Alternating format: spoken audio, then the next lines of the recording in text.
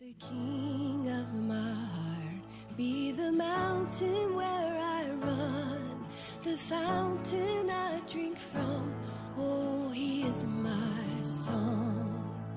Let the king of my heart be the shadow where I hide, the ransom for my life. Oh, he is my song. 힘차게 인사하겠습니다. 샬롬 임마누엘. 네, 반갑습니다. 우리 조사무엘 간사님께서 유럽 여행을 말씀을 해주셨는데, 여러분들 코로나19로 여행을 오랫동안 못 가셔서 좀 여행을 좋아하는 세대시잖아요. 그래서 많이 답답하실 텐데 어떤 여행지가 그리우십니까? 네? 예? 케냐요? 예, 케냐. 감사합니다.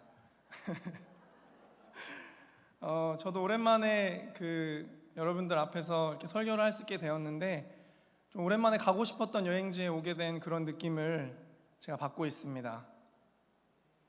그냥 그렇다고요. 네. 오늘 여러분 저와 함께하는 이 말씀 시간 동안 말씀 안에서 여러분들 좀 마음껏 기뻐하시고 또 행복해하시고, 그리고 반드시 신앙의 어떤 한 가지 고민은 좀 안고 돌아가실 수 있는 시간이 되셨으면 좋겠습니다. 지난주 우리의 결단은 억누르는 대화나 위협적인 행동을 하지 않겠습니다 라는 결단이었습니다. 저는 사실 교회와 집 외에 다른 장소에 가지 못하게 된 지 꽤 많이 시간이 지나서 제가 집 앞에 가게를 가서 위협적인 이야기를 하거나 그럴 만한 기회가 없습니다. 저는 지금 잔학계나 교회 아니면 집인데, 교회는 아니겠고 집에서도 그냥 좋은 남편 코스프레를 열심히 하려고 노력을 하고 있는 중이라서 이번 주 고민, 이 결단에 대한 연결점을 찾는데 좀 시간이 생각보다 많이 걸렸습니다. 그런데 어느 순간 저희 집에 가장 최강자이자 최약자인 생후 129일 된 저희 딸 아이에게 제가 굉장히 위협적인 행동을 가하고 있다는 사실을 어느 날 문득 깨닫게 되었습니다. 새벽 1시 30분 그녀가 깨고 저는 그녀의 기저귀를 갈아주면서 제가 너무 졸린 상태여서 이렇게 얘기하고 있는 저를 발견했습니다. 주아야, 다른 아빠들은 오줌을 2번 정도 싸야 한 번 기저귀를 갈아준다는데 아빠는 네가 한 번만 오줌을 싸도 찝찝하니까 이렇게 매번 갈아주지 않니? 이러면서 아빠가 이렇게 매번 기저귀를 갈아주는 것을 고맙게 생각하고 그 대신 좀 오래오래 깨지 말고 잤으면 좋겠다. 계속 이렇게 자주 깨면 아빠도 2번 오줌 쌀 때까지 기저귀를 안 갈아줄 거야. 이런 얘기를 제가 하고 있었습니다. 너무 제가 피곤하고 힘들다 보니까 저도 모르게 그 작고 소중한 약자에게 위협적인 행동을 가하고 있는 것을 발견했습니다. 사랑하는 링컨 여러분, 가장 무서운 것은 내가 갑의 위치에 있거나 혹은 약자를 대할 때 혹은 동등할 때에도 나의 언어나 행동이 위협적이게 느껴질 수 있다는 것을 전혀 인식하지 못하는 데 우리에게 가장 무서움이 있습니다. 만약 여러분들이 이번 주 한 주를 돌아보시면서 내가 억누르는 대화나 또 위협적인 행동을 했던 기억이 종종 떠오르시는 분들이 있으시다면, 상대방의 입장에서 관계를 맺어가는 세심함에 성공하고 있는지를 반드시 점검해 보시는 여러분들이 되셨으면 좋겠습니다. 저도 더욱 주아 입장에서 생각해 보기로 결단합니다. 주아야, 아빠는 1쉬 1 기저귀 계속 유지할게. 말씀 보시겠습니다. 오늘 함께 나눌 말씀은 욥기서 42장 1절에서 6절 말씀입니다. 우리 한 절씩 교독하시고 마지막 절은 함께 합독하시겠습니다. 욥이 여호와께 대답하여 이르되,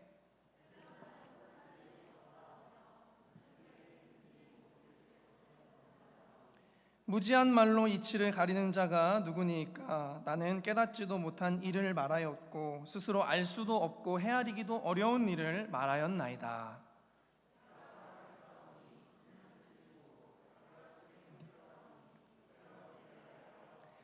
내가 주께 대하여 귀로 듣기만 하였사오나 이제는 눈으로 주를 배옵나이다. 그러므로 내가 스스로 거두어드리고 띠끌과 제 가운데에서 회개하나이다. 아멘. 지난 18일 목요일에 새벽 기도를 가려고 제가 집에서 교회로 걸어가는데 저 앞에 리어카를 끄시면서 박스를 모으시는 할머님 한 분이 멀리 보였습니다. 할머님은 제 쪽으로 오고 계셨고 저는 그 할머님 쪽으로 가고 있었습니다. 마침내 할머님과의 거리가 아주 가까워졌을 때 저는 제가 절대로 보지 않았어야 할 광경을 목격을 했습니다. 그 할머님께서 한 빌라의 보일러 연통에서 나오는 연기에 손을 이렇게 녹이고 계셨습니다. 그날 새벽은 영하 10도 정도 되는 아주 추운 날이었습니다. 저는 그때 정말 엄청난 괴로움에 빠졌습니다. 부끄럽지만 그날 새벽 예배 때 어떤 설교를 목사님께서 해주셨는지가 전혀 기억이 나지 않고 집중이 되지 않을 만큼 제 하루 동안 그 할머니가 계속 그 연통에 손을 녹이고 계신 그 장면이 제 머리와 제 가슴과 제 모든 생각에 가득 찼습니다. 그러면서 저는 평소에 안 하던 생각을 하게 됐습니다. 하나님 공평하시다고 하시지 않으셨나요? 무엇이 공평이죠? 누구에게 어떤 것으로 공평하다 말씀하시겠습니까? 마치 반항하던 시절처럼 말이죠. 그러면서 제 청소년기 시절도 잠시 생각이 났습니다. 여러분 장발장 아십니까? 장발장. 너무 배고프고 굶주려서 빵 한 조각을 훔쳤습니다. 그래서 5년의 감옥살이를 해야 했던 장발장. 훔친 것은 잘못이기 때문에 그의 잘못에 대해서는 우리가 얼마든지 이야기할 수 있습니다. 그러나 정말 가난해서 굶주려 보면 상황이 많이 다릅니다. 저도 너무 가난하던 이 청소년기 시절에 저도 너무 많이 굶다 보니까 정말 여러분들 슈퍼 앞에 진열되어 있는 그 빵이나 이런 과자들이 눈에 막 들어옵니다. 막상 그 상황에 처하면 정말 비참하지만 그것을 훔쳐서라도 내 배고픔을 좀 달래고 싶은 그런 욕구들이 이렇게 올라오는 것을 경험합니다. 만약에 저도 그때 그것을 훔치다가 걸렸으면 어떻게 되었을까요? 김발장이 되었겠죠? 제 성이 신씨면 신발장이 되었겠죠. 여러분 못 본 사이에 많이 차가워지셨네요. 그렇습니다. 아무튼 그날 그 할머니를 보면서 저도 모르게 하나님께 좀 하소연을 했습니다. 그리고 저도 여러분들 청년부 사역을 여러분들과 같이 하면서 많은 청년들의 상황을 제가 어느 정도 알고 있는 상황들이 있기 때문에 이 공평하신 하나님에 대해서, 삶의 공평에 대해서 고민하는 분들이 많이 계시다는 것도 제가 알고 있습니다. 하나님, 대체 하나님의 공평하심이 무엇입니까? 어떤 이는 금수저로 태어나서 이 땅에서 누릴 수 있는 것을 다 누리고, 어떤 이는 낙하산을 타고 취업을 해서 경쟁사회의 희생양이 되지 않아도 되고, 어떤 이는 잘난 외모 덕분에 사람들이 저절로 다가와 호감을 표현하고 인기를 얻고, 어떤 이는 좋은 인격을 가진 부모님 밑에서 성장을 해서 사랑만 받으면서 자라나고, 하나님이 공평하시다고 했던 그 공평하다는 말은 가진 사람들이 아름답게 하는 표현 아닙니까? 하나님 없는 사람은 어떡합니까? 새벽 5시에 리어카를 끄시는데 손이 너무 시려서 남의 집 보일러 연통에 손을 녹이고 계신 그 할머니의 삶? 남들 당연하게 먹는 삼시세끼, 정말 너무 배고파서 슈퍼에 진열된 그 과자와 빵을 훔치고 싶은 갈등에 시달리는 그 어린아이. 나는 정말 열심히 기도하면서 취업을 준비했는데 계속해서 떨어집니다. 그런데 저기 옆에 있는 어떤 한 청년은 기도도 안 하고 별로 신앙생활도 열심히 하지 않는 것 같은데, 맨날 놀기만 하는 것 같은데, 저 친구는 더 좋은 기업에 한 번에 덜컥 합격되는 모습을 보면서 일찍 이별의 아픔과 또 사별의 아픔을 겪은 이들이 하나님의 공평하심을 고백한다고 하는 것, 하나님 이게 말처럼 그렇게 쉽습니까? 공평, 우리 모두에게 다 햇빛을 주셨고 공기를 주셨고 한 번의 생명과 한 번의 인생을 허락해 주신 것, 그 공평 말입니까? 누구는 단돈 10,000원, 20,000원 때문에 살아가는 게 참 힘들다고 말하고, 누구는 10억, 20억을 가지고 있으면서도 참 힘들다고 말하는 그 동일한 힘듦을 느끼는 그 감정, 그거 공평 말씀하시는 겁니까? 제가 갑자기 삐뚤어지고 싶었던 것 같습니다. 막 그렇게 혼자 하나님 공평? 뭐가요? 이렇게 좀 사춘기처럼 하나님께 좀 항변을 해봤습니다. 그냥 그 할머님을 봤을 때 너무너무 괴로워서 그런 인간적인 바보 같은 감정풀이를 좀 하나님께 했던 시간을 가져봤습니다. 이제 저는 여러분들에게도 한번 묻고 싶습니다. 여러분들은 하나님의 공평에 대해서 어떻게 생각하십니까? 여러분들의 지식 말고 여러분들의 인생의 경험을 볼 때, 혹은 헤어나올 수 없는 내 주변 이들의 고통의 삶을 볼 때 하나님은 공평하다라고 여러분들 고백하실 수 있으시겠습니까? 오늘 욥의 이야기를 통해서 하나님의 공평에 관해서 함께 잠시 동안 고민해 봤으면 좋겠습니다. 오늘 욥기서 1장 1절에 보면 우스 땅에 욥이라 불리는 사람이 있었는데 그 사람은 온전하고 정직하여 하나님을 경외하며 악에서 떠난 자더라 라고 기록합니다. 욥은 인격 그리고 신앙이 아주 훌륭했다는 이야기입니다. 2절에 보면 그에게는 아들 7과 딸 3이 있었다 라고 기록됩니다. 초다둥이 아빠죠. 인간극장 섭외 1순위 아빠입니다. 3절에 보면 그의 소유물은 양이 7,000마리요 낙타가 3,000마리요 소가 500결이요 암나이가 500마리이며 종도 많이 있었으니 이 사람은 동방 사람 중에 가장 훌륭한 자라. 여기서 동방에서 가장 훌륭한 자다라는 말을 히브리어 원어로 보면 훌륭한 게 아니라 가장 부자였다라는 것으로 해석합니다. 종합해 보면 이 욥이라는 사람은 지금으로 말하면 거의 모든 걸 다 가진 사람이라고 볼 수 있습니다. 모든 사람의 부러움을 살 수밖에 없는 사기 캐릭터라고 보면 되겠습니다. 그런데 욥의 이 완벽한 평화가 여러분들 잘 아시는 것처럼 하나 둘씩 깨지기 시작합니다. 스바 사람들이 들이닥치고 갈대아 사람들이 들이닥치고 세상에 갑자기 하늘에서 불까지 떨어졌다고 성경은 기록합니다.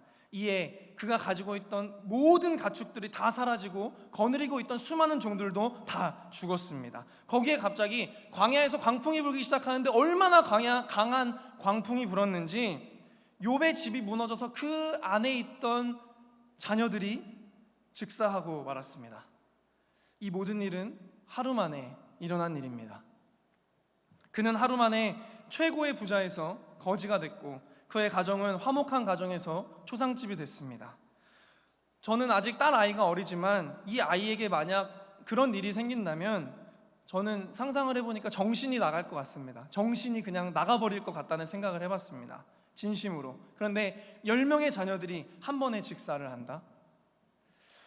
그런데 욥이 이렇게 고백을 합니다. 욥기서 1장 21절에서 22절에 이르되 내가 모태에서 알몸으로 나았사온즉 또한 알몸이 그리로 돌아가올지라 주신 이도 여호와시오 거두신 이도 여호와시오니 여호와의 이름이 찬송을 받으실지니이다 하고 이 모든 일에 욥이 범죄하지 아니하고 하나님을 향하여 원망하지 아니하니라. 아멘. 모르겠습니다. 참 믿기 힘들지만 욥이 그런 믿음을 가졌던 자라고 성경은 이야기하고 있습니다. 그리고 다음 날이 되었습니다. 갑자기 멀쩡하던 온몸에 종기가 나기 시작했는데 성경을 보니까 정수리부터 발바닥까지, 그러니까 정말 온몸에 그 종기가 났습니다. 얼마나 가려운지 이런 그릇 조각들로 자기의 어떤 몸을 긁기 시작했다고 하는데 그의 모습을 상상해보면 정말 비참하고 소름이 끼칩니다. 그는 건강마저도 잃었습니다. 여러분, 옆에 있던 아내의 정신이 멀쩡했겠습니까? 아내가 소리를 지릅니다. 이래도 믿음 타령할래? 하나님 욕하고 그냥 너도 죽어버려라. 부부 관계도 이렇습니다. 여러분, 저는 이거를 이미지로, 제 나름대로 이미지로 이 역전된 상황을 한번 그려보면 정말 기가 막힙니다. 가족들과 평화롭게 웃고 떠들며 행복하게 살아가던 욥의 모습을 여러분들 한번 떠올려 보십시오. 이런 느낌 아니었을까요? 욥의 부부 그리고 그의 자녀들의 웃음소리가 들리는 것 같습니다. 그런데 고작 이틀 만에 이 꼴이 됩니다. 아니요, 이보다 더 비참하고 더 처절하지 않았겠습니까? 그런데 욥이 또 고백을 합니다. 우리 함께 다 같이 봉독해 보도록 하겠습니다. 시작. 그가 이르되 그대의 말이 한 어리석은 여자의 말 같도다. 우리가 하나님께 복을 받았은즉 화도 받지 아니하겠느냐 하고 이 모든 일에 욥이 입술로 범죄하지 아니하니라. 아멘. 글쎄요, 참 믿기 힘든 이야기지만 그냥 욥이 그렇게 이야기를 했다고 성경은 이야기하고 있습니다. 그러나 결국 욥도 참을 수가 없었습니다. 자신이 이 땅에 태어난 날을 저주하기 시작합니다. 여러분, 욥의 고백이 어떻게 바뀌었는지 한번 들어보십시오. 제가 욥기서 3장에서 몇 가지의 욥의 고백만 뽑아왔습니다. 이해가 되기 쉽게 표준세 번역 성경으로 봉독해 드리겠습니다. 3절, 내가 태어난 날이여 저주를 받아라. 내가 임신이 되던 그 밤도 저주를 받아라. 10절, 나를 태어나게 하여 이처럼 큰 슬픔을 당하게 한 그날을 저주하고 싶구나. 11절, 내가 어머니 뱃속에서 태어날 때 차라리 죽었더라면 좋았을걸. 어째서 어머니가 나를 무릎에 받아 젖을 빨게 하였는가. 내가 그때 죽었더라면 죽어서 나와 함께 세상빛을 보지 못한 아이처럼 땅속에 묻혀 있을 것이 아니겠는가. 내가 두려워하고 무서워하던 것이 결국 나에게 닥치고 말았으니 평안도 없고 안식도 없이 나에게 남은 것은 오직 고난뿐이구나. 저는 이게 더 솔직해 보입니다. 여러분, 근데 욥은 단순히 어떤 삶의 큰 고난을 만난 사람이 아닙니다. 욥은 정말 불쌍하고 억울합니다.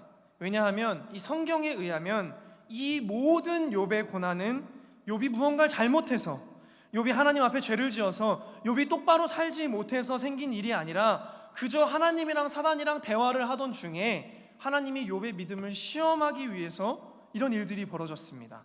이 믿을 수 없는 구절이 욥기서 1장 12절에 기록되어 있습니다. 여호와께서 사탄에게 이르시되 내가 그의 소유물을 다 내 손에 맡겼노라. 다만 그의 몸에는 내 손을 대지 말지니라. 사탄이 곧 여호와 앞에서 물러가니라. 아멘. 하나님께서 욥의 소유물을 사탄 마음대로 하도록 허용하십니다. 여러분, 억울하지 않습니까? 정말 억울하지 않습니까? 욥이 얼마나 억울한지 이렇게 얘기합니다. 욥기서 31장 4절에서 6절 말씀을 표준세 번역 성경으로 다 같이 합독하겠습니다. 시작. 하나님은 내가 하는 일을 낱낱이 알고 계신다. 내 모든 발걸음을 하나하나 세고 계신다. 나는 맹세할 수 있다. 여태까지 나는 악한 일을 하지 않았다.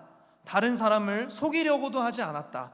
하나님이 내 정직함을 공평한 저울로 달아보신다면 내게 흠이 없음을 아실 것이다. 아멘. 하나님의 공평한 저울로 제 삶을 한번 달아보십시오. 하나님은 아시지 않습니까? 내가 무슨 죄를 지었습니까? 하나님이 공평하시다면 저에게 이러시면 안 되는 거 아닙니까? 대체 제가 왜요? 라고 하나님께 질문한 겁니다.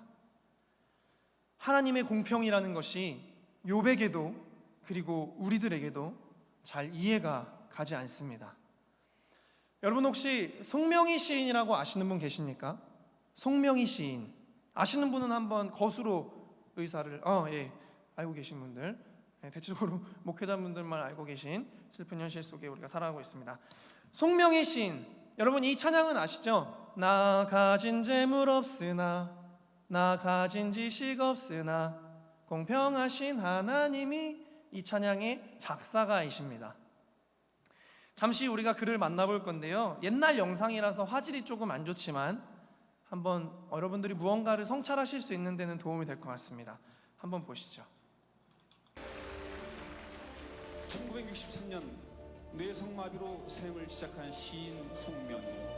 그녀는 육체의 자유를 누릴 수 없지만 신앙으로 마음의 자유를 얻었습니다.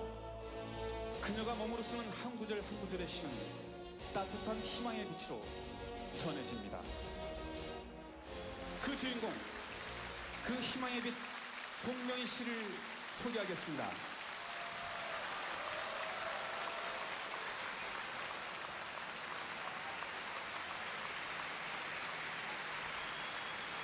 어서 오십시오. 시인 송명희 씨는 오늘 이 자리에 우리 400만 장애인들과 우리 모두에게 꿈과 희망과 용기를 주기 위해서 이 자리에 섰습니다. 그리고 자신의 시를 읽기 위해서 이 자리에 섰습니다. 송명희 씨가 읽는 시는 여러분들이 못 알아들을 수도 있습니다. 그렇지만 여기 계신 송명희 씨는 누구의 도움도 받지 않고 자신의 시를 다 읽어갈 것입니다. 여러분, 뜨거운 격려의 박수 부탁드리겠습니다.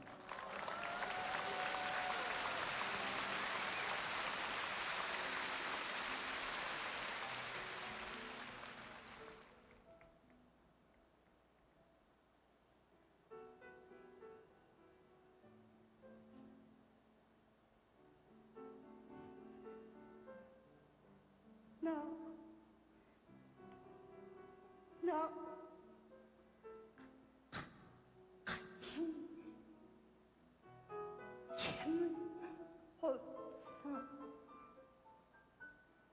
나는 같이 시고 나는 방금 야나 나는 뭐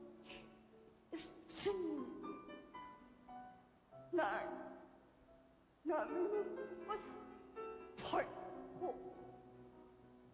나는 듣지 못한 고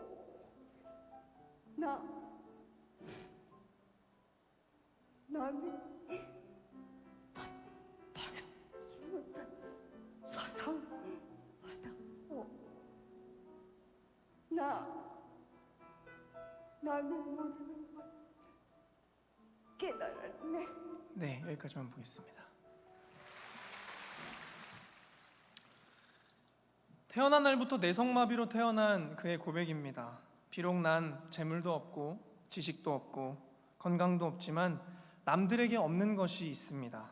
난 남이 못 본 것을 보았고 남이 듣지 못한 음성을 들었고 남이 받지 못한 사랑을 받았고 남이 모르는 것을 깨달았습니다. 그러면서 그가 이 코러스 후렴 부분에서 이렇게 고백을 합니다. 공평하신 하나님이 남이 가진 것은 내게 없지만 공평하신 하나님이 남이 없는 것을 내게 갖게 하셨습니다. 여러분, 대체 송명희 시인의 공평함은 무엇이었을까요? 우리는 남이 갖고 있는 것을 내가 갖지 못한 것으로 인해서 공평하신 하나님을 의심하고 원망했지만 이 송명희 시인은 하나님은 공평하십니다. 난 남이 못 본 하나님의 신비를 보았고 난 남이 듣지 못한 하나님의 음성을 들었고 난 남이 받지 못한 하나님의 사랑을 받았고 난 남이 모르는 하나님의 은혜를 깨달았기 때문입니다 라고 고백합니다. 저는 이 송명희 시인이 어떤 하나님의 은혜를 경험했는지는 다 알 수 없지만 그가 이 땅에 뇌성마비 장애인으로 살아가면서 얼마나 많은 고통을 겪어야만 했는지는 짐작해 볼 수는 있습니다. 그러나 그녀는 자신이 겪고 있는 이 불공평한 세상의 상황들로 하나님의 공평을 판단하지 않았고 세상은 줄 수 없고 또 세상은 볼 수 없는 오직 하나님과 자신만이 공유하고 있는 그 깊은 신비와 은혜를 통해 하나님은 공평하십니다 라고 당당하게 선언합니다. 그리고 그 선언은 그의 모든 고통을 넘어서게 만드는 놀라운 능력이 되었습니다. 이제 다시 욥기로 돌아갑니다. 욥은 더 이상 하나님을 공평하시다고 말할 수 있는 동력을 다 잃었습니다. 그러나 그가 자신이 처한 상황에 대해서 믿음으로 씨름하며 하나님을 알아가는 그 과정 속에서 결국 욥은 욥기서 38장에서 창조주 하나님의 신비와 은혜를 깊이 깨닫고 나서 이렇게 고백합니다. 오늘 본문 욥기 42장 5절 말씀입니다. 함께 합독하시죠. 시작. 내가 주께 대하여 귀로 듣기만 하였사오나 이제는 눈으로 주를 배움나이다. 아멘. 욥이 하나님을 귀로 들었다. 이 표현은 무엇입니까? 히브리어 원어로 소문, 소식, 명성이라는 뜻을 가지고 있습니다. 즉 하나님의 소식을 소문으로, 명성으로, 다시 말해 지식으로 만나고 있었다는 이야기입니다. 그래서 아무리 지금 내가 겪은 이 상황을 이해하려고 해도 이해할 수가 없었고 그는 공평하심을 고백할 수도 없었습니다. 욥기서 23장 9절 말씀, 8절에서 9절 말씀, 내가 앞으로 가도 그가 아니 계시고 뒤로 가도 보이지 아니하며 그가 왼쪽에서 일하시나 내가 만날 수 없고 그가 오른쪽으로 돌이키시나 배울 수가 없구나. 그런데 이제는 욥이 주를 눈으로 배웠다라고 고백합니다. 여기에서 하나님을 눈으로 보았다는 이 표현은 히브리어 원어로 에니라테카, 나의 두 눈으로 하나님을 주목하고 지각하고 느끼고 이해하게 되었다라는 뜻입니다. 즉 하나님의 신비, 하나님의 깊은 차원의 은혜를 내가 체험해서 이미지와 생각으로 만났던 그 하나님을 이제는 객관적으로 만났던 그 하나님을 이제는 주관적인 만남, 내가 실제로 지각하고 느낌으로 하나님을 만나게 되었다라고 욥이 고백하고 있는 것입니다. 그래서 욥은 이제 이렇게 고백할 수 있게 되었습니다. 본문 말씀 2절에서 3절 말씀입니다. 제가 봉독하겠습니다. 주께서는 못하시는 일이 없으시다는 것을 이제 저는 알았습니다. 주님의 계획은 어김없이 이루어진다는 것도 저는 깨달았습니다. 잘 알지도 못하면서 감히 주님의 뜻을 흐려놓으려 한 자가 바로 저입니다. 깨닫지도 못하면서 함부로 말을 하였습니다. 제가 알기에는 너무나 신기한 일들이었습니다. 아멘. 욥은 지금 하나님, 내가 잃었던 소유를 다시 회복시켜 주실 수 있는 분이 하나님임을 깨달았으니 다시 모든 것을 회복시켜 주실 줄 믿습니다. 다시 원래대로 복귀시켜 주실 줄 믿습니다 라고 고백한 것이 아닙니다. 욥은 단지 창조주 하나님과의 깊은 실제적 만남의 은혜를 체험하게 돼서 그 하나님을 높이고 있는 것입니다. 욥은 더 이상 나에게 찾아온 이 고난이 왜 찾아왔는지, 이것이 무엇 때문에 찾아왔는지 이해하려고 하지 않습니다. 이제는 그것이 그에게 그렇게 중요하지 않게 되었습니다. 왜냐? 욥은 이 송명희 시인처럼 남이 경험하지 못한 하나님의 신비와 은혜를 통해 공평하신 하나님을 고백할 수 있게 되었기 때문입니다. 이제 욥은 자신 있게 고백할 수 있습니다. 하나님은 공평하신 분이십니다. 그리고 오늘 우리들도 하나님의 깊은 은혜 아래서 공평하신 하나님을 고백할 수 있게 될 줄 분명히 믿습니다. 사랑하는 링커 여러분, 여러분은 어떤 상황 속에서도 하나님은 공평하신 분이라고 고백할 수 있는 그런 은혜 앞에 서신 분들이십니까? 세상의 불의함과 무질서, 힘의 논리, 부정부패, 악과 거짓, 탐욕, 음란, 이런 현장의 한복판에서, 그리고 그 모든 풍파를 전혀 피할 수 없고 정면으로 다 받아들여야 하는 그 상황 가운데에서도 내가 왜 이런 상황에 살고 있는지, 내가 왜 이런 일을 겪고 있는지, 내가 왜 이러한 감정을 느끼며 살아야 하는지 도무지 알 수 없는 그 상황 속에서도 하나님의 은혜를 만나서 하나님은 공평하십니다 라고 고백하실 수 있는 그리스도인이신지를 저는 여러분들께 질문드리고 있는 것입니다. 여러분, 앞으로도 여러분들은 이 세상에서 공평을 찾기란 많이 어려울 것 같습니다. 진흙탕에서 깨끗한 물을 찾기는 참 어렵습니다. 하나님을 지식으로 만나는데 그치고 있는 신앙인은 계속해서 공평하신 하나님을 의심하게 될지도 모릅니다. 그리고 때로는 하나님 앞에서 저처럼 분을 내고 하나님께 항변하려 들지도 모르겠습니다. 왜냐? 고난 앞에 우리가 알고 있던 하나님에 관한 신념이 흔들릴 가능성이 높기 때문에 그렇습니다.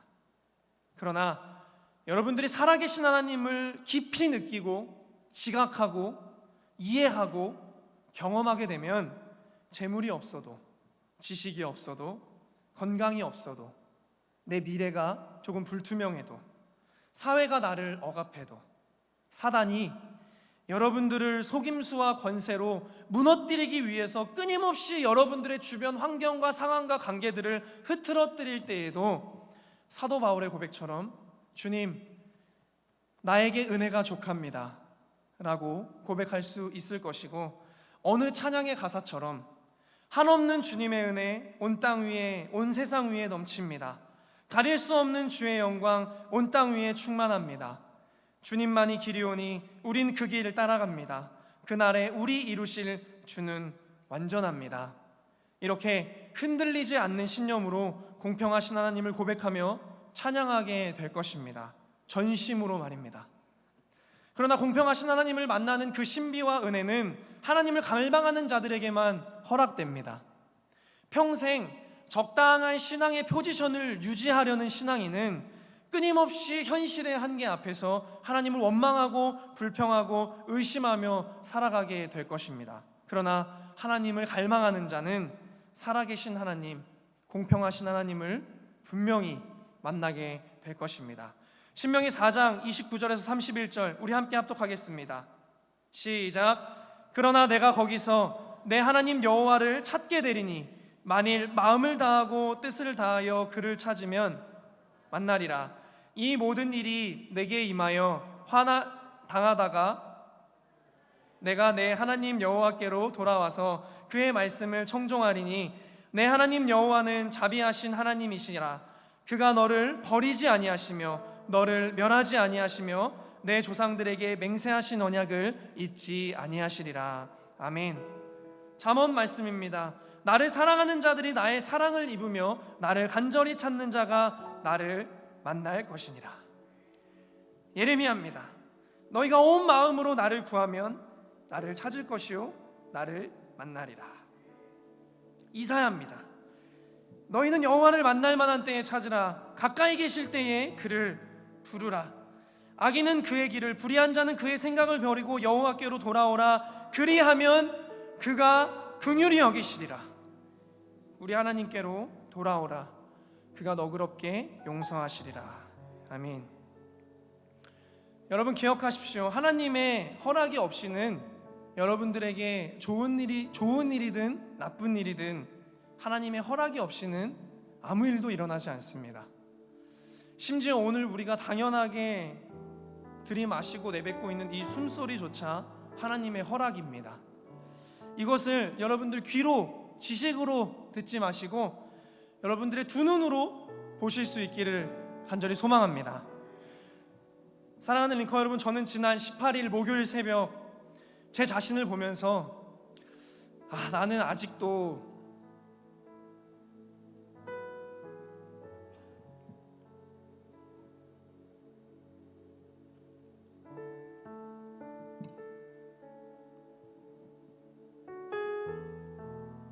죄송합니다. 집에 계신 어머니가 생각나서 저는 그날 나는 아직도 꽤나 하나님을 잘 알고 있는 줄 알았는데 나도 아직도 주님을 두 눈으로 뵙기까지 너무 멀었구나. 나도 귀로만 주님을 듣고 있었구나 라는 것을 깨달았습니다. 그래서 나도 주님을 더욱더 갈망해야 되는 사람이구나 라는 것을 다시 깨달았습니다. 저도 공평하신 하나님을 제 두 눈으로 보고 고백할 때까지 하나님을 갈망하기 위해 좀 노력해 보려고 결단했습니다. 마찬가지로 여기에 계신 우리 링커분들도 남이 가진 것을 갖고자 갈망하고 남이 본 것을 보고자 갈망하는 자들이 아니라 남이 보지 못한 하나님의 은혜를 갈망하고 남이 듣지 못한 하나님의 음성을 듣기 위해 갈망하고 남이 가지지 않은, 남이 모르는 그 하나님의 신비를 깨닫기 위해서 갈망하시는, 그래서 여러분들의 두 눈으로 하나님을 지각하고 하나님을 느끼고 하나님을 아주 주관적으로 만나고 경험하시는, 그래서 여러분들의 입술 가운데에서 하나님, 내 상황과 상관없이 하나님 공평하신 분이십니다 라고 고백할 수 있을 때까지 건강하게 이 제단 안에서 성장하실 수 있는 링커 여러분들 되시기를 예수님의 이름으로 축복합니다. 찬양하겠습니다.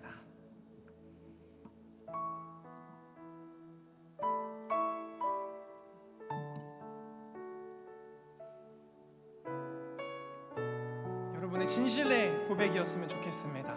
주님은 완전하십니다. 주여 우린 연약합니다.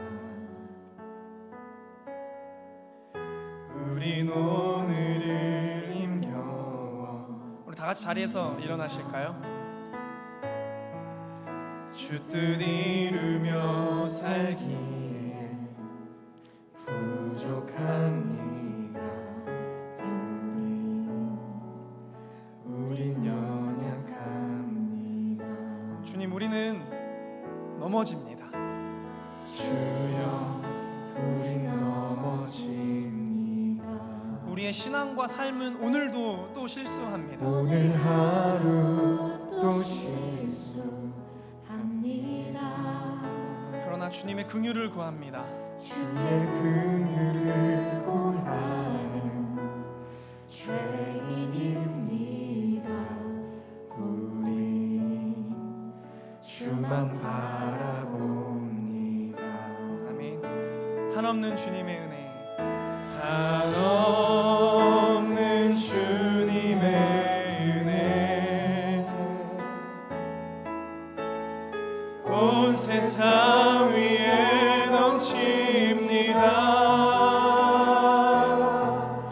가릴 수 없는 주 영광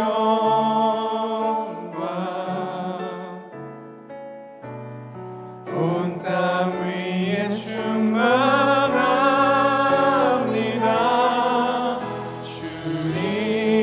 주님만이 길이오니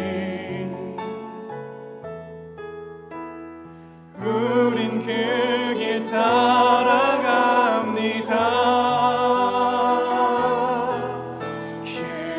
그날에 우리 이루신 주는 완전함. 한없는 주님의 은혜. 한없는 주님의 은혜 온 세상 위에 넘칩니다. 가릴 수 없는 주 영광 온 땅 위에 충만합니다.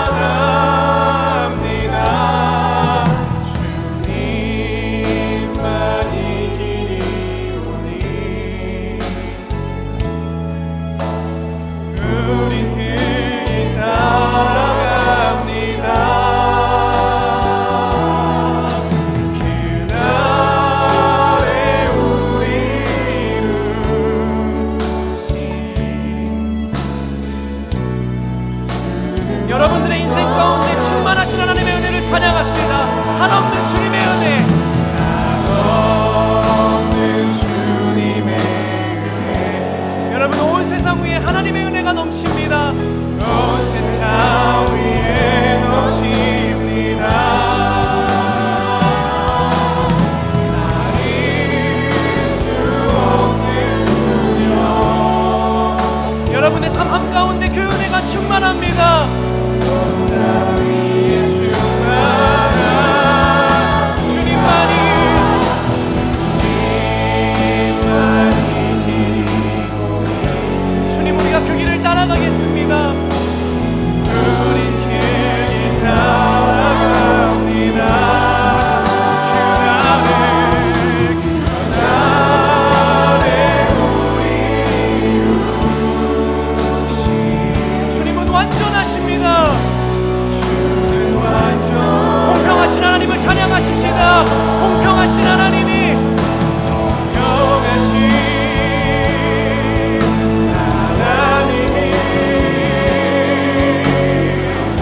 하나님이 가진 것 다 없지만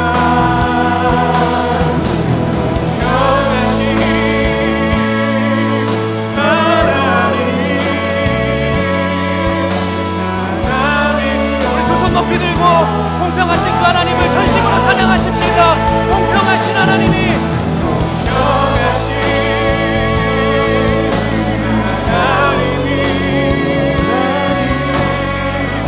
하나님이 가진 것 없지만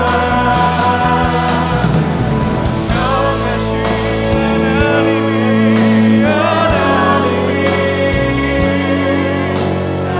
하나님이 우리 전심으로 그 공평하신 하나님을 찬양하십시다. 높여드리십시다. 영하신 주님은 공평하십니다. 아멘.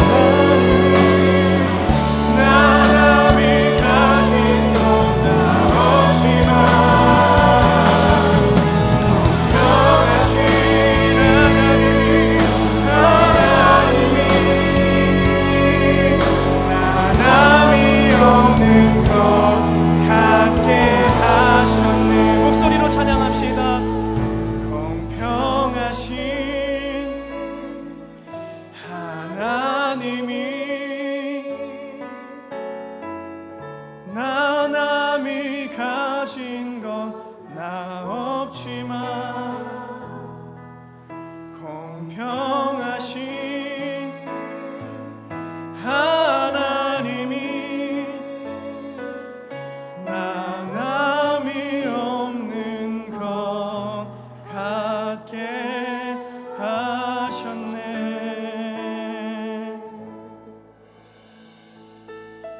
주님, 우리는 연약합니다. 오늘을 힘겨워합니다. 주님의 뜻을 이루며 살기엔 부족합니다. 우린 연약합니다.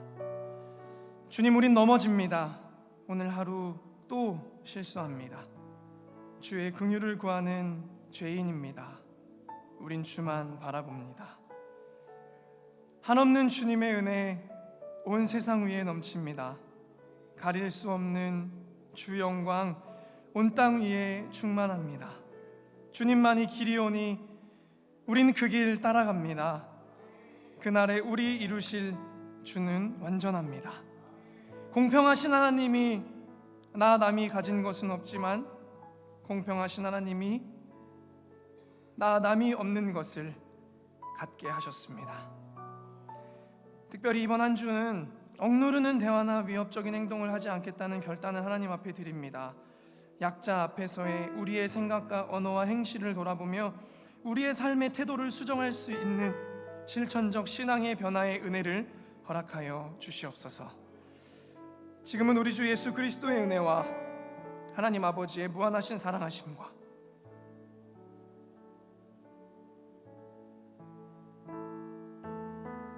성령님의 교통하심이 내 삶에 어떤 고통스럽고 혼란스러운 이야기가 펼쳐질 때에도 공평하신 하나님을 고백할 수 있을 때까지, 하나님을 두 눈으로 배울 때까지 갈망하기로 결단하는 사랑하는 링커들의 실천적인 영적 삶과 이들의 미래와 비전 가운데, 그리고 이들의 끊임없는 고통과 고민 가운데, 그리고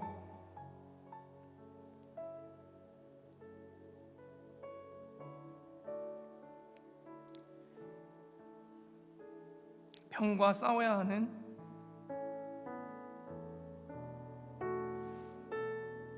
링커들 가운데